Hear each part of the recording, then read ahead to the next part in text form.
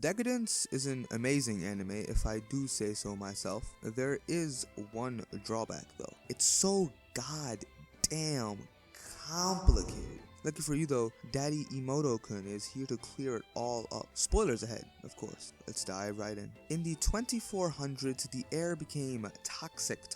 Shit was so unbreathable that people could no longer survive on Earth easily. Along with this, monsters called Gadoll emerged, wiping out more than 90% of the human population. That's a copy and paste from the Deca-Dence wiki.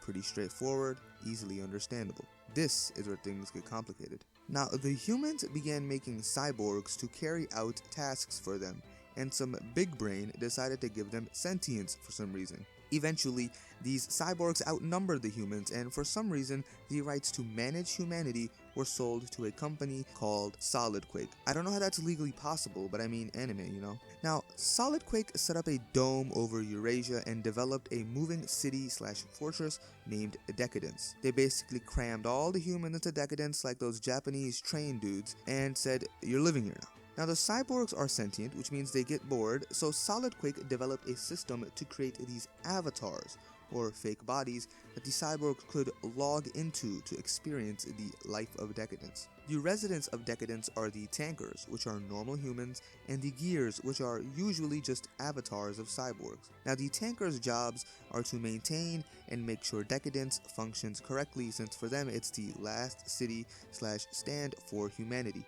The gears, or cyborgs' jobs, are actually not even jobs. It's more akin to a VR experience in which they log on to do missions and kill Gadoll. Granted, some tankers could become gears, like our MC Natsume, but that is very, very rare.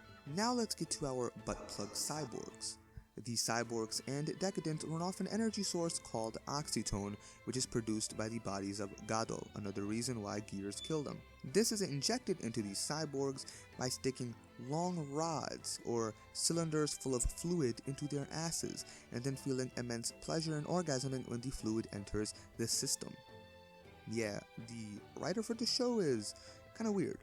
Now, these cyborgs do have sentient will, but there are certain things they are not allowed to do. If they do it, they are classified as bugs. The same goes for humans, who have chips registered in them to maintain and manage their everyday activities. This is very important for the story. If a cyborg bug is discovered, they are sent to a re-education facility, which is located under a compound which produces Gadoll. We call this, my friends, farming. Now, the shit that the Gadoll release, and by shit I mean poop, feces, is then sent down to the re-education facility, which is then grinded up by the inmates, turned into oxytone, and injected up their asses. Low quality shit cum. Now, that's basically what the whole story revolves around. The whole story revolves around a human whose chip is registered as dead, and her friend, a cyborg bug that wants to change the world and destroy the Gadoll along with her. And that's all I'm saying. Watch the show for yourself if this backstory interested you. That's it for the video. If you enjoyed, drop a like, comment, and share the video. Until next time, see ya!